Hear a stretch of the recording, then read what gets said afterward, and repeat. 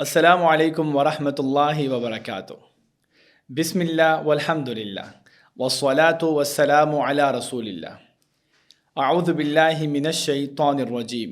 بسم اللہ الرحمن الرحیم۔ ربما یود الذین کفروا لو کانوا مسلمین۔ سورۃ الحجر کی ابتدا ہو چکی ہے، اور اس سورت میں چونکہ وادی حجر میں رہنے والے یعنی قوم سمود کا ذکر کیا گیا ہے، اس لیے اس مناسبت سے اس سورت کا نام سورۃ الحجر رکھا گیا ہے۔ اور وادی حجر مدینے اور شام کے درمیان واقع ایک علاقے کا نام ہے۔ اس پارے کا پہلا مضمون اس سورت یعنی سورۃ الحجر کی ضمن میں مشرکین کی حسرت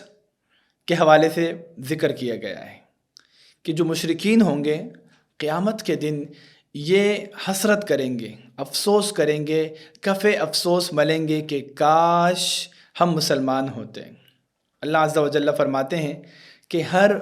قوم کے عذاب کا ایک وقت مقرر ہے، اور ان مشرکین کا وقت آنے والا ہے، یعنی مشرکین مکہ کا۔ مشرکین مکہ یہ مطالبہ کرتے تھے اللہ کے نبی صلی اللہ علیہ وسلم سے کہ آپ کے ساتھ فرشتے کیوں نہیں آتے؟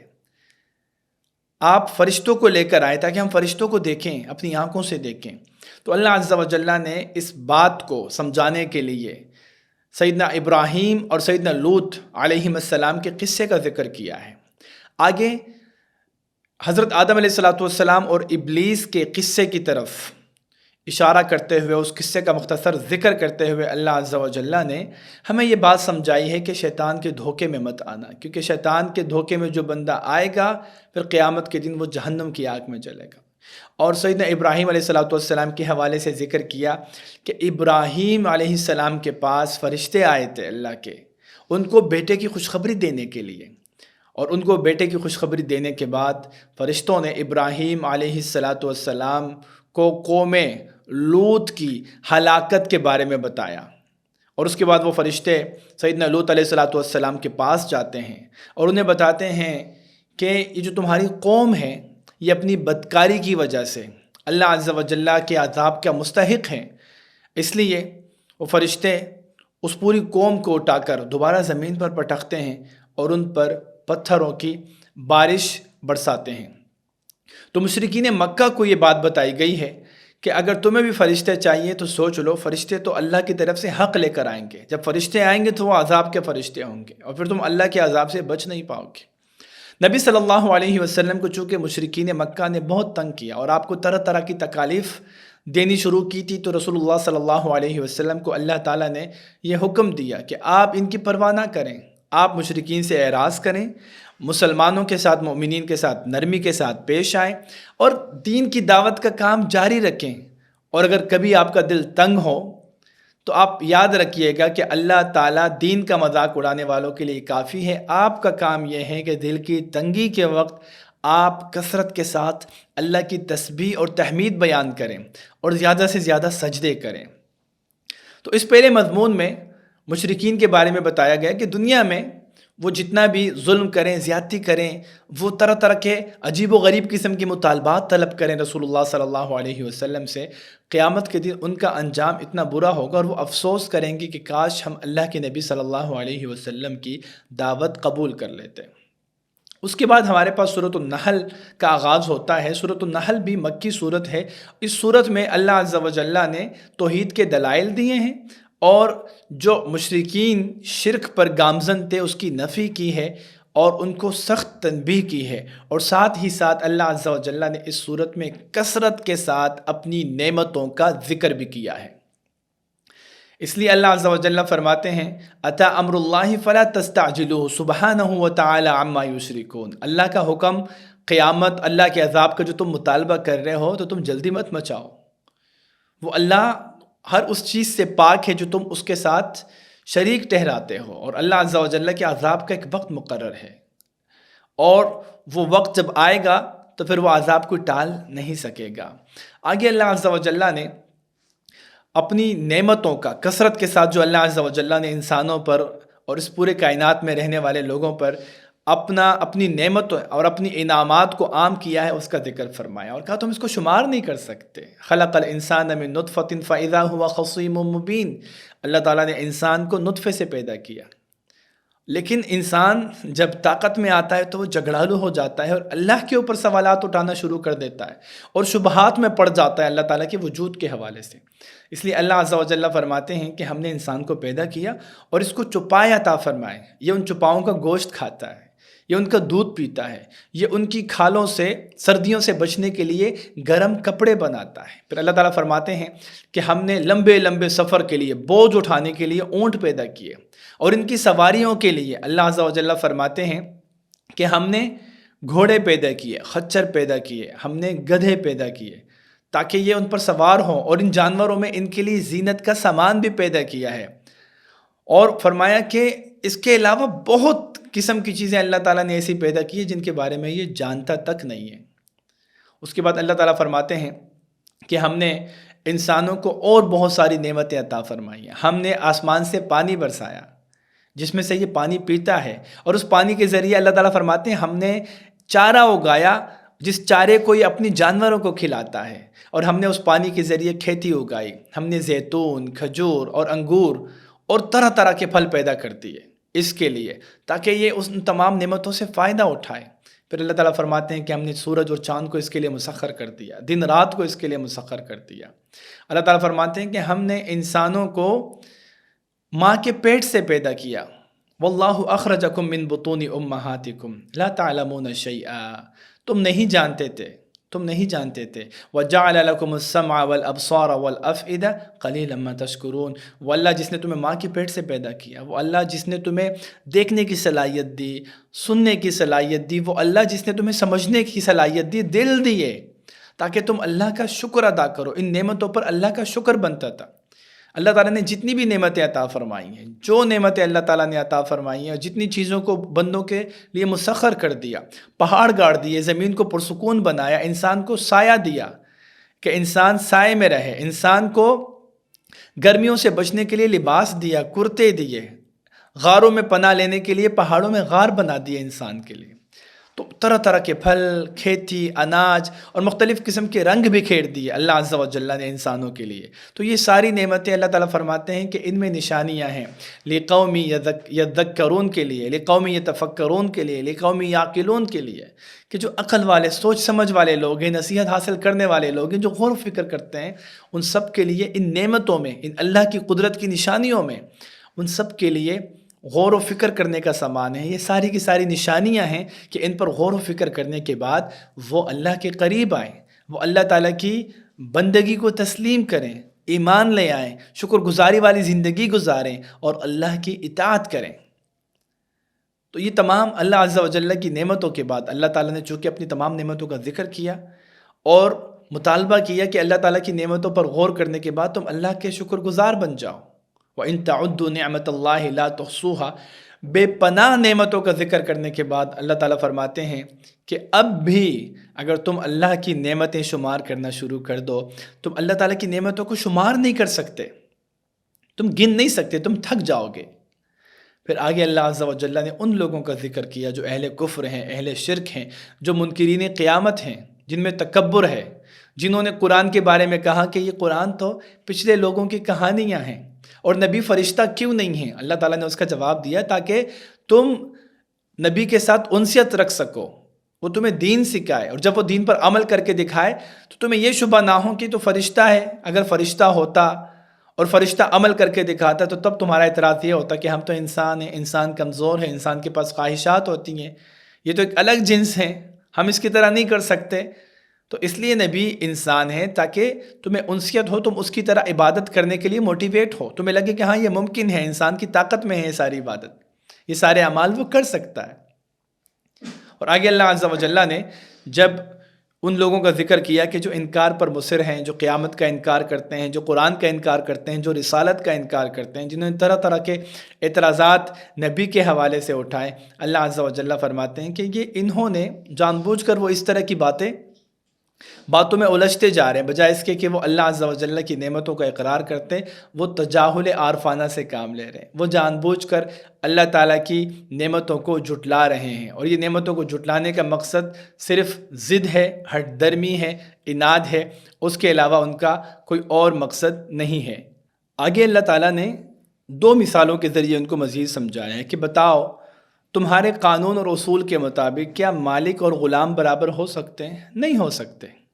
یہ تمہیں بھی پتہ ہے، تم بھی اس چیز کو تسلیم کرتے ہو۔ اور یہ بتاؤ کہ اگر تمہارا کوئی ایک غلام، ایک شخص ہے جو کہ گونگا ہے، اور ایک اور شخص ہے تمہارے ماتحت کہ جو قوت گویائی پر قدرت رکھتا ہے، بتاؤ کیا یہ دونوں تمہارے نزدیک برابر ہے؟ نہیں برابر۔ تو اگر تمہارے نزدیک مالک اور غلام برابر نہیں ہے، اور ایک گونگا اور قوت گویائی پر قدرت رکھنے والا شخص برابر نہیں ہے، تو یہ بتاؤ کہ خالق اور مخلوق تمہارے نزدیک کیسے برابر ہو سکتے ہیں؟ یعنی وہ اللہ جو خالق ہے، جو مالک ہے، جو رزاق ہے، جس نے پیدا کیا ہے، جو طاقتور ہے، جو عزیز ہے، غفار ہے، اس کے خوبصورت صفات ہیں، وہ اللہ اور وہ تمام مخلوقات جس کو اللہ نے پیدا کیا ہے، جن کو تم اللہ کا شریک ٹھہراتے ہو، کیا وہ اللہ کے برابر ہو سکتے ہیں؟ مگر اللہ تعالیٰ فرماتے ہیں کہ یہ جان بوجھ کر جانتے بوجھتے وہ اللہ تعالیٰ کی نعمتوں کا اور احسان کا انکار کرتے ہیں اور ناشکری کے راستے پہ چلتے ہیں۔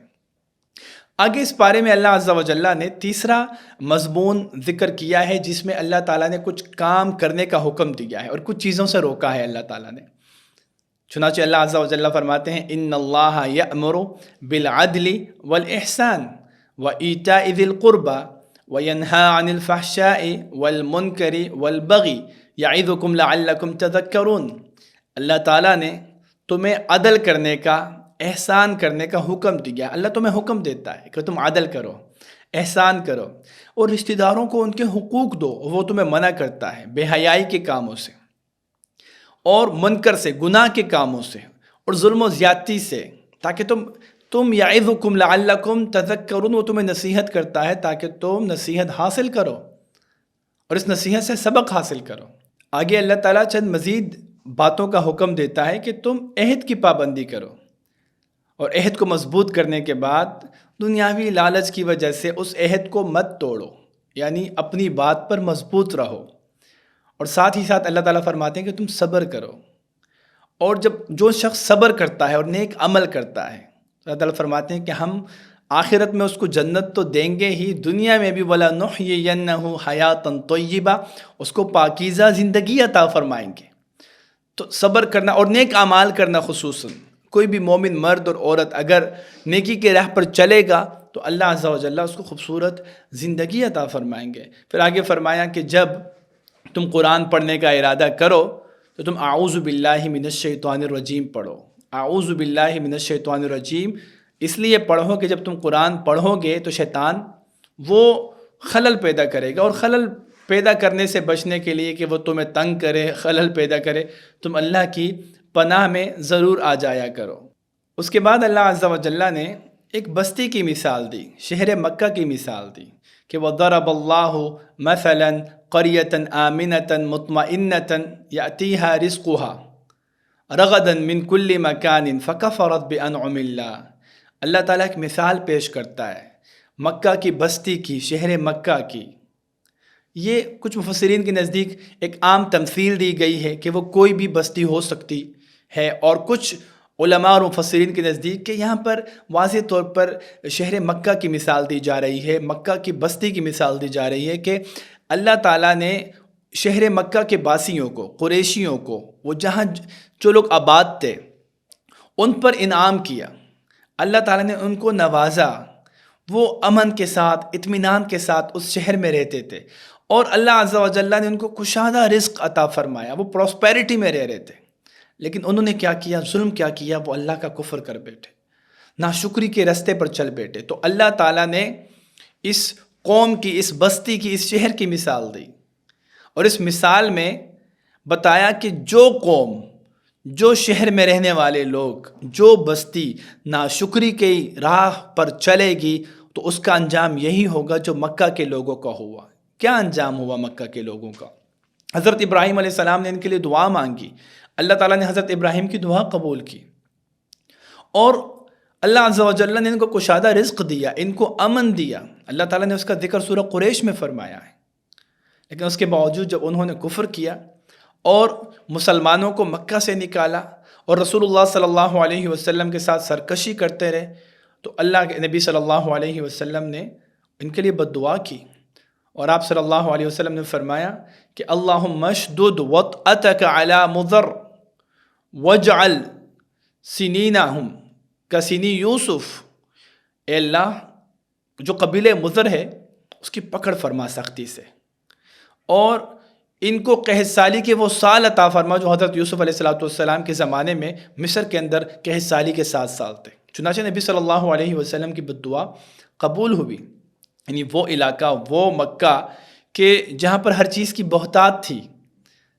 عبداللہ بن مسعود رضی اللہ عنہ نبی صلی اللہ علیہ وسلم سے روایت کرتے ہیں کہ جب اللہ کے نبی صلی اللہ علیہ وسلم نے ان کے لیے بد دعا کی تو وہ ہڈیاں کھانے پر مجبور ہوئے، وہ درخت کے پتے کھانے پر مجبور ہوئے کہ ان کے پاس کھانے کے لیے کچھ نہیں تھا، اور اللہ کے نبی صلی اللہ علیہ وسلم کی بد دعا کی وجہ سے وہ خشک سالی کا، قحط سالی کا اور رزق کی تنگی کا شکار ہوئے۔ تو یہاں پر اللہ عز و جل نے اس بستی کی مثال دے کر مسلمانوں کو یہ بات سمجھائی ہے کہ اگر تم میں سے کوئی شخص لئن شکرتم لازیدنکم، شکریہ اللہ کا ادا کرے گا تو اللہ تعالیٰ نعمتوں میں اضافہ کریں گے، لیکن اگر کوئی نافرمانی کے رستے پہ چلے گا تو جو حال شہر مکہ کے باسیوں کا ہوا ہے وہی حال تمہارا ہو جائے گا۔ اللہ تعالیٰ تمہیں بھی خوف دے گا، اللہ تعالیٰ تمہیں بھی بد امنی میں، بے امنی میں ڈال دے گا، اللہ تعالیٰ تمہیں بھی بھوک کا مزہ چکھائے گا، اور اس کی وجہ تمہارے اپنے اعمال ہوں گے۔ تو اسی کے ساتھ ہی ہمارا جو 14واں پارہ ہے وہ اپنے اختتام تک پہنچتا ہے۔ اس پارے سے جو اہم ترین فوائد ہمیں سیکھنے کو ملتے ہیں ان میں سے پہلی چیز تو یہ ہے کہ دعوت اللہ کا کام ہمیں پوری نرمی سے کرنا چاہیے، پوری نرمی سے دعوت اللہ کا کام کریں، اور پھر اگر مخالفین کی طرف سے اس رستے میں کچھ سخت جملے سننے کو ملے، کچھ ایسی باتیں سننے کو ملیں کہ جن سے دل تنگ ہوں، تو اس کا حل اللہ عز و جل نے یہ بتایا ہے کہ کثرت کے ساتھ اللہ کی تسبیح بیان کی جائے، سبحان اللہ و بحمدہ سبحان اللہ العظیم، یہ کثرت کے ساتھ پڑھا جائے، اور سجدے کیے جائیں، قیام اللیل کیا جائے، تو ایک داعی کے لیے بڑی آسانی ہو جاتی ہے، وہ اس کی دل کی تنگی ختم ہو جاتی ہے۔ دوسرا فائدہ اس پارے سے جو ہمیں ملتا ہے وہ یہ ہے کہ اللہ تعالیٰ کی نشانیوں پر غور و فکر کرنے چاہیے۔ جتنا انسان اللہ کی نشانیوں پر غور و فکر کرتا ہے وہ اللہ کے قریب آتا ہے، اور جتنا اللہ تعالیٰ کے انعامات کے بارے میں سوچتا ہے اتنا اس کے اندر جو ہے وہ شکریہ کی خصلت، شکر گزاری کی خصلت پیدا ہوتی ہے۔ اسی طرح تیسرا فائدہ یہ ہے کہ ہمیشہ ناشکری سے بچیں، کیونکہ ناشکری کی انتہا نعمت سے محرومی ہے۔ جو بندہ ناشکری کے راستے پر چلتا ہے تو اس کی رزق میں تنگی پیدا ہوتی ہے، اور اس کی پرامن زندگی میں خوف پیدا ہو جاتا ہے، اس پر پھر مختلف قسم کے مصائب آنے شروع ہو جاتے ہیں۔ اور چوتھا اور آخری فائدہ اس پارے کا کہ ہمیشہ عدل و انصاف سے کام لیں، ہمیشہ عدل و انصاف سے کام لیں، کوشش کریں کہ عدل کریں، انصاف کریں، حسن سلوک سے پیش آئیں، رشتہ داروں کو ان کے حقوق دے دیں، اور اس کے مقابلے میں جن چیزوں سے روکا گیا ہے، بے حیائی کے کاموں سے، گناہ سے، ظلم زیادتی سے، ان تمام گناہ اور غلط چیزوں سے اپنے آپ کو بچائیں۔ تو اسی کے ساتھ ہی ہمارا 14واں پارہ اپنے اختتام کو پہنچتا ہے۔ آپ سے ملاقات ہوتی ہے اگلے پارے کے ساتھ کل۔ سبحانک اللہم و بحمدک نشہد ان لا الہ الا انت نستغفرک و نتوب الیک۔ جزاکم اللہ خیرا۔ السلام علیکم ورحمۃ اللہ وبرکاتہ۔